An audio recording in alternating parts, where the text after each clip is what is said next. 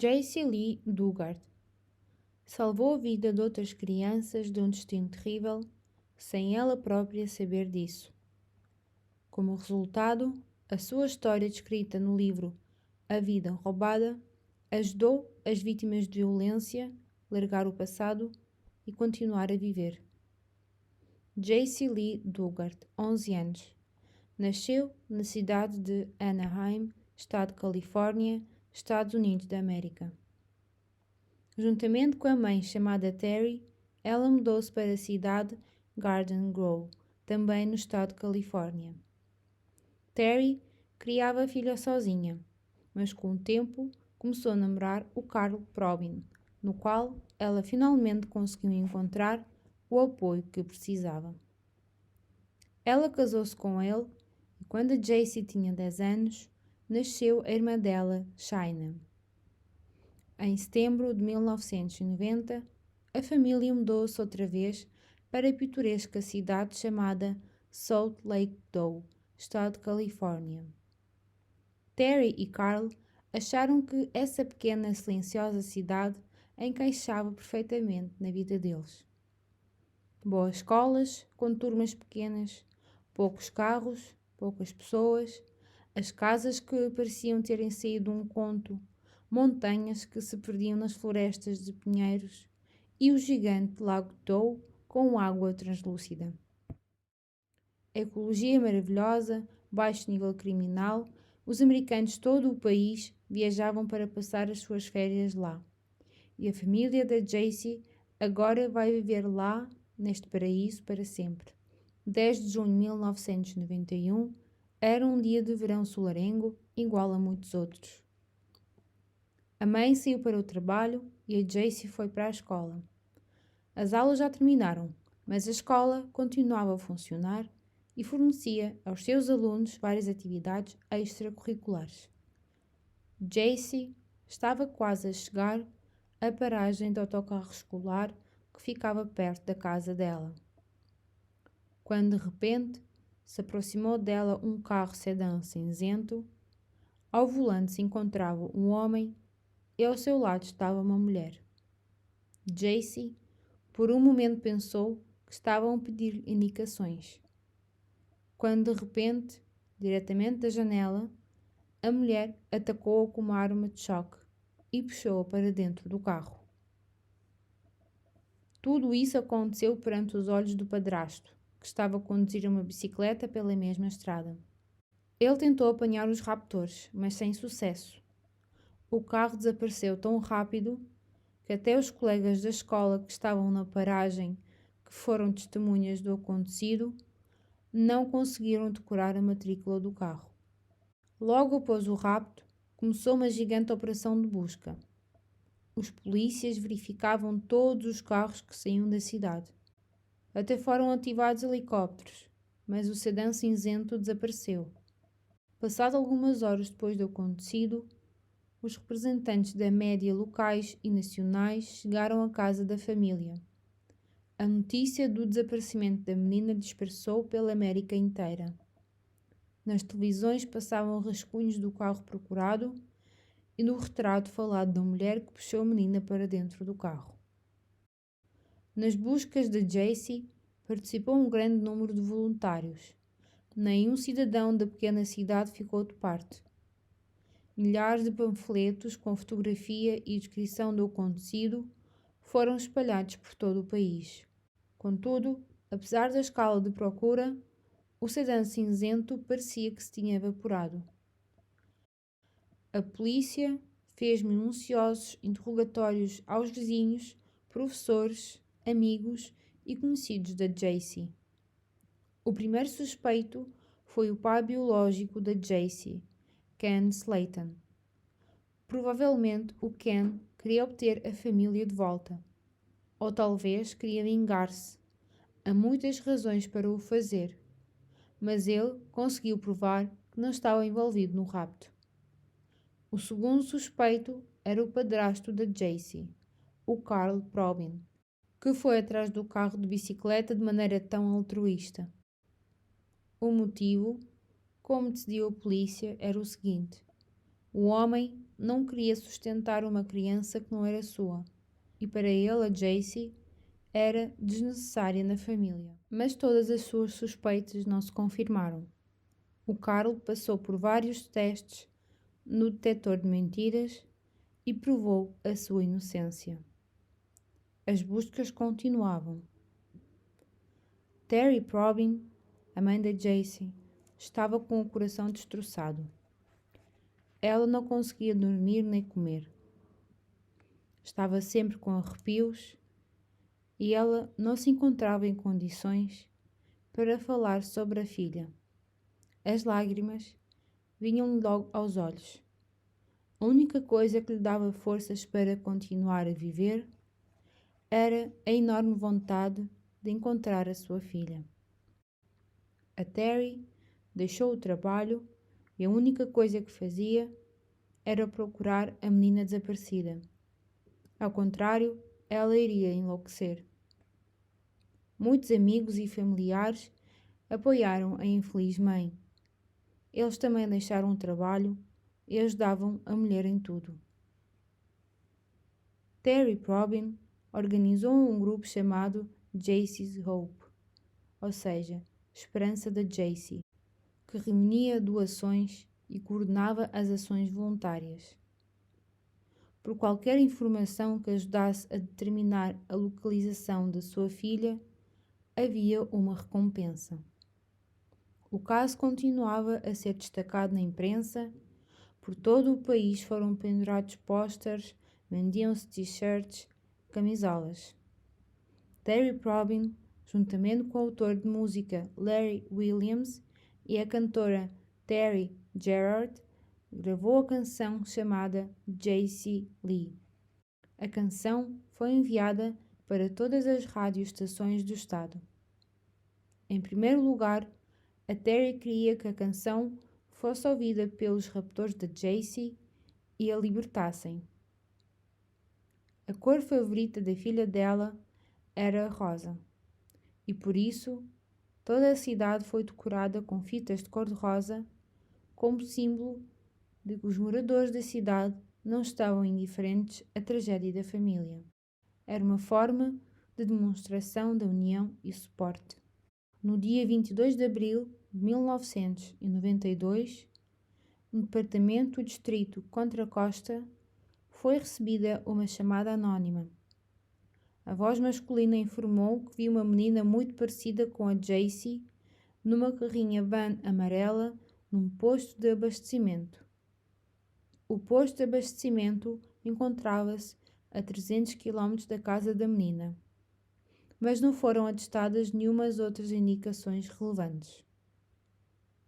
Em 1993, Terry Probyn contratou detetives privados e distribuiu por volta de 1 milhão de panfletos por todos os Estados Unidos com o retrato da Jessie, com a aparência que, supostamente, ela devia ter agora com 13 anos.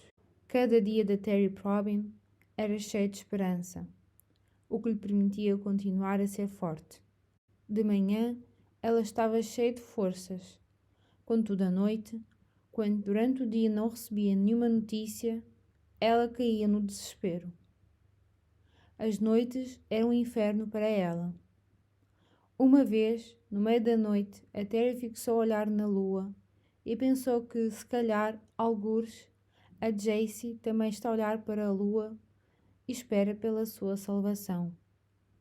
Quão difícil não era para Terry, ela percebia, para a filha dela era ainda mais difícil.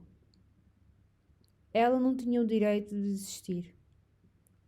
Claro que imaginar que a sua filha já estava morta e que a luz lunar nunca mais iria refletir nos seus olhos, a Terry não conseguia.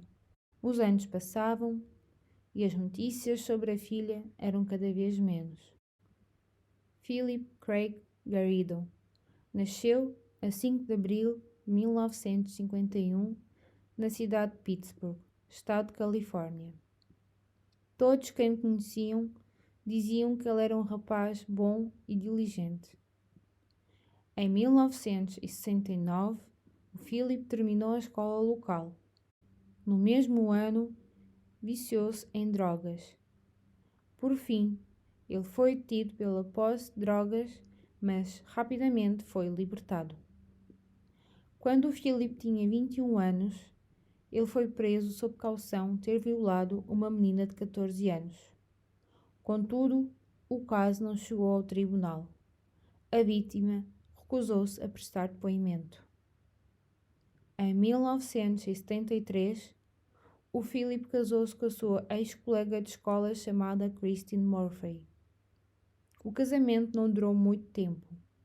A Christine dizia que o seu marido era inadequado. Tinha tendência para a agressividade, que podia ser demonstrada de uma maneira totalmente inesperada e sem qualquer razão. Ele regularmente batia na sua mulher. Como resultado, a Christine começou a temer o marido e deixou-o. Em 1976, o Philip veio à cidade de Salt Lake Tahoe. Ele consumia muito álcool e drogas e passava as noites no casino. Numa dessas noites, ele percebeu que se sentia muito atraído por uma funcionária do casino de 25 anos. Philip seguiu a jovem depois do trabalho, agarrou nela e levou-a para um armazém que ficava na cidade de Reno, estado de Nevada. Ele violou-a. Não se sabia o que aguardava a seguir a sua vítima, mas ela foi salva por um acaso de sorte. O cadeado partido do armazém chamou a atenção do funcionário da esquadra da polícia local, que por acaso estava a passar pelo armazém. O polícia bateu à porta das instalações e foi recebido pelo Philip Garrido, e atrás das suas costas, nesse momento foram ouvidos gritos de socorro da vítima. Philip Garrido foi preso logo, e desta vez ele não conseguiu fugir ao castigo. Em março de 1977, ele foi condenado a 50 anos de prisão. Ele começou a cumprir a sua pena na prisão que ficava na cidade de Leavenworth, estado de Kansas. Lá, ele conheceu a Nancy Bocanegra. Em 5 de outubro de 1981, Philip e Nancy se casaram. No início de 1988, o Philip Garrido foi transportado para outra prisão no estado de Nevada. E passado alguns meses, ele foi libertado condicionalmente. Depois da prisão, a família Garrido mudou-se para a cidade de Antioch, estado de Califórnia, e ficaram na casa da mãe do Philip, que sofria de demência senil. A casa estava toda desarrumada. A disposição e o estado da casa refletia totalmente toda a loucura mental dos seus habitantes. A personalidade da mãe desapareceu muito tempo atrás da doença complicada que ela tinha. Nancy era agora a única pessoa próxima do Garrido. E ela era realmente muito próxima. Ela não temia os horríveis pensamentos que passavam pela cabeça do marido. Ele partilhava com ela todos os seus segredos. Ela até sabia do seu desejo aterrorizador e no início de 1991 ela aceitou dar-lhe uma criança. Mas não era dar uma criança no sentido comum desta frase. Ela quis dar-lhe uma criança para ele poder satisfazer as suas fantasias sexuais. Eles compraram uma câmara com zoom. O Philip tocava a guitarra nos jardins e parques infantis, onde havia muitas crianças. Ele ficava de costas para elas e a Nancy fingia que gravava a ele na câmara. Na verdade, ela gravava as crianças que estavam atrás do marido. Aumentava o zoom o mais possível e depois disso o Philip observava as potenciais vítimas nas gravações.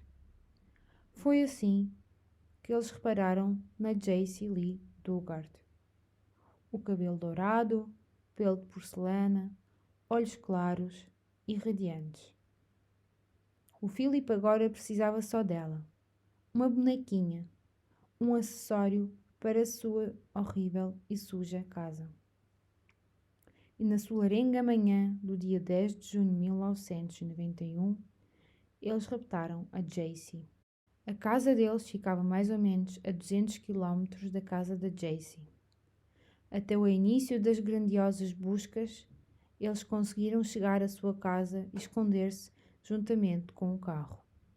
Logo no primeiro dia, o Philip violou a Jacie durante o banho.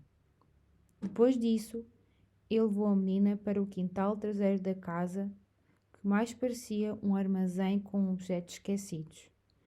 Chuveiro ao ar livre, celeiro com telhado podre, uma piscina que estava cheia de folhas das árvores, tendas, carrinha van amarela e outras pequenas construções. O território estava rodeado de árvores altas e cerca de madeira de 2 metros de altura. O pequeno quarto do celeiro passou a ser a casa da Jacie. O Philip tratou do isolamento acústico. Havia vizinhos à volta, mas os gritos da Jacie nunca ninguém ouviu. Ela estava sempre algemada, e o Philip avisou-a que à volta andavam cães raivosos, e que se ela tentasse fugir, eles iriam rasgá-la em pedaços, e ela ia morrer de forma horrível, ou então ia ficar deficiente para sempre. Philip violava Jacie regularmente. Cada vez chorava e pedia-lhe desculpas. Ele dizia que eram as vozes na cabeça dele que sussurravam para ele fazer isso. Talvez eram anjos, ou talvez demónios. Ele estava possuído. Ele não conseguia controlar o que fazia. E se não fosse a Jacie, ele iria torturar outras pequenas meninas. Muitas novas vítimas. Mas assim, era só ela. Ela salvava-as. A Jacie não tinha nada no seu pequeno quartinho, para além de um balde, onde ela fazia as suas necessidades, e um espaço para dormir. Passado 6 semanas depois do rapto, Philip mudou a Jacie para o quarto ao lado, que era maior, onde ela se encontrava sempre algemada à cama. Todos os dias ele dizia à menina que foi algo de cima que lhe permitiu levá-la e ela iria ajudá-lo com os seus problemas sexuais. Philip, durante muito tempo, era a única pessoa com quem comunicava a Jacie. Muitas vezes ele trazia-lhe batidos, hambúrgueres e batata frita do McDonald's. Contava histórias engraçadas. Tudo isso alterava com ameaças que o destino dela podia ser muito pior. Ele podia vendê-la a pessoas que iriam prendê-la numa gaiola e que ela nunca mais ia receber comida deliciosa. Ela tem de dar valor às condições de vida que tem. Uma vez, o Philip trouxe-lhe televisão. Ele deixava ver alguns canais nos quais circulavam notícias sobre ela. Na edificação onde vivia a Jacie, havia somente uma janela da qual era possível observar somente arbustos e árvores. À noite, a luz lunar preenchia o quarto e lembrava-lhe a sua mãe. Uma vez, alguns anos atrás, a Jacie estava sentada no alpendre da casa com a sua mãe. Terry perguntou à filha o que era mais bonito, a lua cheia ou a lua crescente. A Jacie respondeu que gostava mais da lua cheia, pois ela parecia um grande balão de prata. A Terry disse que gostava mais da lua crescente. Essa história a Jacie recordava muitas vezes no cativeiro. A lua passou a ser para ela a representação da mãe. Não havia nenhum dia sem que a menina não chorasse. Ela estava convencida de que ela ia viver assim para sempre. Passado algum tempo, percebeu que não consegue chorar mais. Passado 7 meses, Philip apresentou a sua mulher a Jessie, que trouxe-lhe um urso de peluche e leite achocolatado. Nancy começou a pedir desculpas à menina. Ela alternava o cuidado materno com frieza e crueldade. Ela tinha ciúmes do marido e muitas vezes a tratava como rival. Às vezes sentia pena dela, quando percebia que, na verdade, ela era somente uma criança. Com 13 anos, a Jessie engravidou. Philip não podia deixar a sua presa parir no hospital. Por isso, trouxe-lhe revistas para grávidas e disse para ela se preparar para o nascimento da criança sozinha. Para além disso, a partir de agora, ela assistia a um canal que era direcionado para futuras mães. Quando a menina começou a ter contrações, ela foi fechada no quarto. Ela pariu sozinha. No dia 18 de agosto de 1994, a Jessie, de 14 anos de idade, foi mãe de uma menina. No dia 13 de novembro de 1997, Jessie teve outra filha. Ela cuidava das crianças com base na informação que obtinha dos programas televisivos. Nancy começou a sentir-se a mais. Agora, o Philip tinha uma amante jovem e 2 filhas. Era assim que recebia informação o cérebro dessa louca. Ela discutia sobre isso com o marido. E o Philip disse a Jessie que ela agora não era mais a mãe, mas sim a irmã. E que quem iria cuidar das meninas era a nova mãe das meninas, a Nancy. Os supervisores da Jessie, passado alguns anos, relaxaram e não a mantinham mais em cativeiro.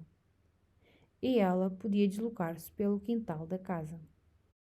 Na maior parte do tempo, ela brincava com as suas filhas e ela dava-lhes aulas escolares.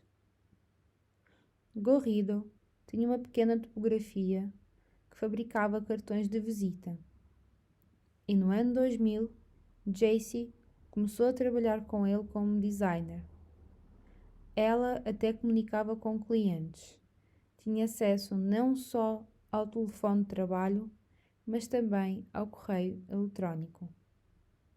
Apesar disso, ela nunca disse a ninguém que era vítima de rapto. Jessie era chamada do exemplo típico do Síndrome de Estocolmo. Devido à influência de um enorme stress, as vítimas começam a sentir pena dos seus raptores, começam a desculpar as suas ações e muitas vezes a sentir empatia, que muitas vezes chega a transformar-se em puro amor. O perigo do Síndrome de Estocolmo está nas ações da vítima contra os seus próprios interesses, como, por exemplo, o impedimento da sua libertação. Mas isso não era sobre a Jessie. Ela sonhava escapar todos os dias. Todos os dias ela pensava sobre a mãe. Provavelmente ela temia mais pelas suas filhas e por si. Com a escolaridade de 5 anos, ela estava convencida de que se encontrava sob o controle total e que o raptor ia saber de cada sua ação e que iria ser cruelmente castigada. O mais triste desta história era que a polícia podia ter salvo a menina muitas vezes. A investigação terminou que a Jessie foi vista na casa do Garrido. Ela muitas vezes abria a porta às visitas. De acordo com as condições da liberdade condicional, Garrido regularmente tinha de passar por verificações por parte dos serviços de segurança. 2 polícias vieram à casa do Garrido para revistar a casa. O quintal das traseiras, eles resolveram não revistar. Eles se depararam com a Jessie em casa. Philip disse que era a filha do seu irmão, e essa resposta agradou aos polícias.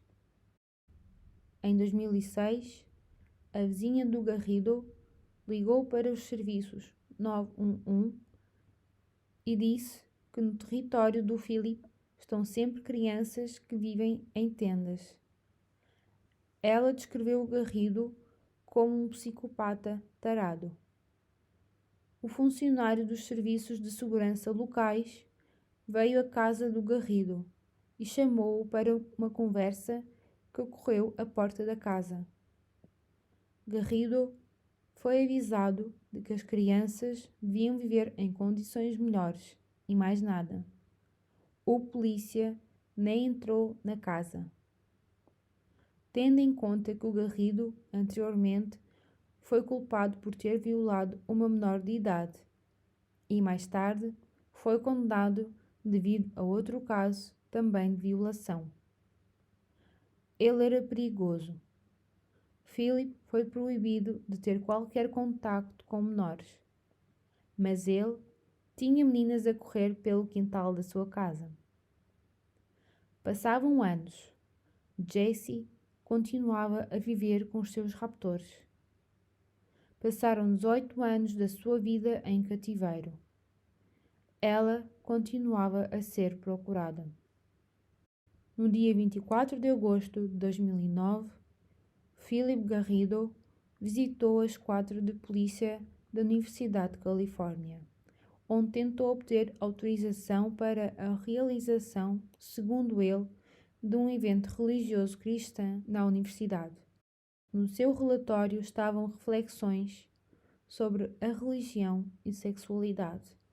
Ele estava convencido de que encontrou a maneira de resolver o problema, similar àquele que ele próprio teve no passado criminal, e pode ajudar a muitos a evitar erros. Ele achava-se Messias, que tinha conhecimento especial divino. Garrido falou com a Lisa Campbell e ela não gostou logo dele. Na manhã de 25 de agosto de 2009, Campbell e outra funcionária da polícia, Ellie Jacobs, encontraram-se com o Garrido. Ele veio com as suas 2 filhas. Ao longo do encontro, a Jacobs reparou que o comportamento das meninas não era normal. Mais tarde, nesse dia, 2 funcionários do Departamento dos Criminosos Condicionalmente Libertados chegaram à casa da família Garrido. Eles revistaram a casa e, depois disso, o Garrido foi levado para a esquadra. Depois do seu dossiê ter sido estudado, ele foi levado de volta para casa e no dia seguinte foi-lhe dito para comparecer na esquadra. No dia 26 de agosto de 2009, veio ao escritório do Departamento de Controle juntamente com a sua mulher Nancy, 2 filhas e Jessie Lee Dugard, que se apresentou como Alice. Todos os membros da família foram divididos por salas diferentes. Garrido disse que todas as 3 raparigas eram as suas sobrinhas, filhas do irmão que vivia em Oakley, estado de Califórnia. Jessie, até o último momento, não revelava que era uma vítima. Inventava, ora uma, ora outra história de como ela acabou por ficar em casa dos familiares falsos. Finalmente, Garrido confessou que raptou e violou a Jessie. E a Jessie informou sobre os seus dados pessoais verídicos. Confirmou o facto de ter sido raptada e violada. Mas ela estava tão aterrorizada pelo Garrido que pediu às polícias uma folha de papel. Ela não conseguiu pronunciar o seu nome em voz alta. Garrido e a sua mulher foram detidos. Os funcionários do Departamento Federal de Investigação asseguraram a chamada telefónica com a sua mãe, Terry Probin. Na noite anterior aos acontecimentos, Terry estava a regressar à casa do trabalho. À volta, das 9 horas da noite. Eu olhei para a lua, ela estava especialmente brilhante e bonita. E nessa noite ela estava cheia. E eu disse: "Oh filha, onde estás?" A lua era o símbolo de esperança para elas as duas, e elas não sabiam disso. No dia seguinte, a Terry recebeu uma chamada e descobriu que a filha dela foi encontrada. Quando ouviu a voz da filha, a Terry chorava e repetia: "Minha filha." Terry ficou a saber também que tinha duas netas, de 15 e 11 anos. "Ele arrancou o meu coração", disse Terry. "Eu odeio por ter roubado a vida da minha filha. Ele roubou-lhe a infância, a adolescência, a graduação, o primeiro puro amor. Isso nunca mais vai poder ser devolvido. Nós não vamos ao julgamento. Não vamos perder com ele nem mais um segundo das nossas vidas." Existe um grande número de histórias parecidas por todo o mundo. Vou contar várias. Tanya Nicole Cash, 13 anos, estado de Pensilvânia. Tanya discutia muitas vezes com o seu pai por causa de sua madrasta. A relação deles era tensa. O guarda escolar Thomas House, de 37 anos, convenceu a menina a fugir com ele para fugir dos problemas. Em 1996, a Tanya fugiu de casa juntamente com House. Ele, sem esperar muito tempo, trancou-a na cave de casa onde vivia juntamente com os seus pais. Quando a presa fez 18 anos, ele deixou-a sair da cave. Ela passou a viver com ele e com os seus pais na sua casa. Isso continuou por mais 5 anos. Tanya nunca tentou fugir do seu raptor. Ela lembrava-se das suas palavras aterrorizadoras. Ele dizia que queria matar a sua família, que ela inicialmente odiava, se ela tentasse fugir. Quem salvou a rapariga foi o funcionário da pequena loja que ficava perto de casa. Ele achou que o comportamento da Tanya era estranho. Natasha Campos, 10 anos. Foi raptada em 1998 pelo Wolfgang Prikopl, em Viena, Áustria. A menina vivia num pequenino quarto escondido de 5 metros quadrados. Prikopl dizia a Natasha que as portas e as janelas da casa eram a prova de bala. Se ela tentasse fugir, a casa iria explodir. Passado meio ano, ela foi autorizada a abandonar o quarto. Ela disse que teve muitas oportunidades para fugir, mas só o fez passado 8 anos. No dia 23 de agosto de 2006, Natasha aspirava o carro do seu raptor sob a sua supervisão. De repente, alguém ligou para o seu telemóvel e ele afastou-se para que o barulho do aspirador não o incomodasse na conversa. Campos deixou o aspirador ligado e fugiu para a casa dos vizinhos, que chamaram a polícia. Fusão Sana, 9 anos. Foi raptada em 1990 pelo Nobuyuki Sato, em Japão. Ele prendeu-a durante 9 anos no sótão da sua casa, onde habitava juntamente com a sua mãe.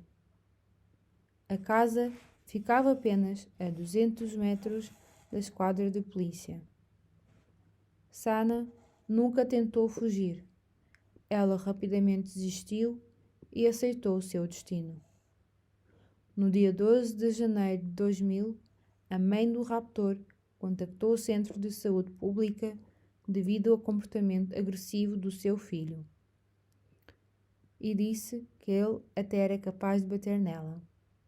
No dia 19 de janeiro, ela realizou a segunda chamada. No dia 28 de janeiro de 2000, a polícia visitou a casa do Nobuyuki e encontraram a menina. Vítimas de pedófilos também muitas vezes são meninos. Sean Horbeck, 11 anos, foi raptado em 2002 pelo Michael Devlin na cidade Richwoods, no estado de Missouri. Ele ficou em cativeiro por volta de 4 anos. Quando sentiu a sua impunidade, raptou também o Ben Ownby, de 13 anos de idade. Foi assim que a polícia conseguiu encontrar pistas. Os 2 meninos foram encontrados pela polícia no dia 12 de janeiro de 2007 no apartamento do Devlin, no estado de Missouri. Mas nem todas as crianças são encontradas vivas. Jacob Wetterling, 11 anos, do estado de Minnesota. No dia 22 de outubro de 1989, o menino conduzia uma bicicleta juntamente com seu irmão Trevor, 10 anos de idade, e o seu amigo Aaron, de 11 anos. Eles iam para casa. Pelo caminho, apareceu o Danny Heinrich, de 27 anos, com pistola na mão. Ele ordenou que os rapazes saíssem das suas bicicletas e deitassem na estrada com costas para cima. No início, ele perguntou a idade de cada um. Depois disso, ordenou ao mais jovem, ao irmão do Jacob, fugir pela floresta sem olhar para trás. Depois, ordenou que os rapazes se levantassem e começou a observá-los. Ele escolheu o Jacob e disse ao outro para também fugir sem olhar para trás. Essa foi a última vez que viram o Jacob vivo. Em 2015, quando ele tinha 53 anos, foi detido pelo armazenamento de pornografia infantil. A polícia ficou interessada na personalidade do homem. Descobriram que, pelos dados do Departamento Federal de Investigação, ele encaixava perfeitamente na descrição do pedófilo que atacou alguns meninos em 1990 em Minnesota. Começaram a suspeitar que ele estava igualmente envolvido no rapto do Jacob. Ele negava estar envolvido no rapto de meninos. A acusação não foi prescrita devido à falta de evidências. Mas, em 2016, traços de DNA do Heinrich foram encontrados na roupa do segundo menino que foi raptado em 1990. A família de Jacob Wetterling queria tanto encontrar o filho que fez um pacto com o Heinrich. Ele tem de mostrar onde se encontra o filho deles, e por essa informação todas as acusações do caso do Jacob teriam de ser retiradas. O criminoso trouxe a família para o sítio onde o seu filho foi sepultado. 27 anos atrás, ele enterrou o cadáver perto de um pasto numa floresta, por volta de 48 km do local do rapto. Mesmo assim, Heinrich foi condenado pelo rapto da segunda criança. Voltando à história da Jaycee e do seu raptor, a notícia sobre a detenção do Philip Garrido mostraram nas notícias, e depois disso, na esquadra de polícia, ligou uma mulher e disse que, desta vez, ela ia até ao fim para que o Garrido fosse preso por muito tempo. Ela contou que, em 1972, com 14 anos, ela foi vítima de assédio sexual. Ela e a sua amiga conheceram o Garrido, que na altura tinha 21 anos, e o seu amigo. Eles deram-lhes barbitúricos e, como resultado, as meninas acordaram na manhã seguinte no número do hotel. Esse facto também foi levado em consideração no momento do verdicto. No dia 2 de junho de 2011, Nancy Bocanegra foi condenada a 36 anos de prisão. Philip Garrido foi condenado a 431 anos de prisão. Agora, a Jaycee está a estudar.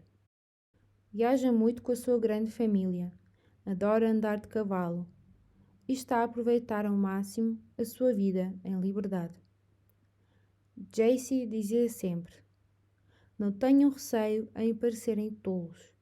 Se por acaso repararem no comportamento estranho de uma criança, perguntem-lhe se está tudo bem. Não tenham medo de falhar. Até mesmo se à primeira vista parece que a criança está com os seus pais, mas algo chamou a sua atenção, seja o que for, fale com ela e com a polícia se houver algo que o deixe em dúvida. Pode ser que estejam à procura dessa criança. Não sejam indiferentes.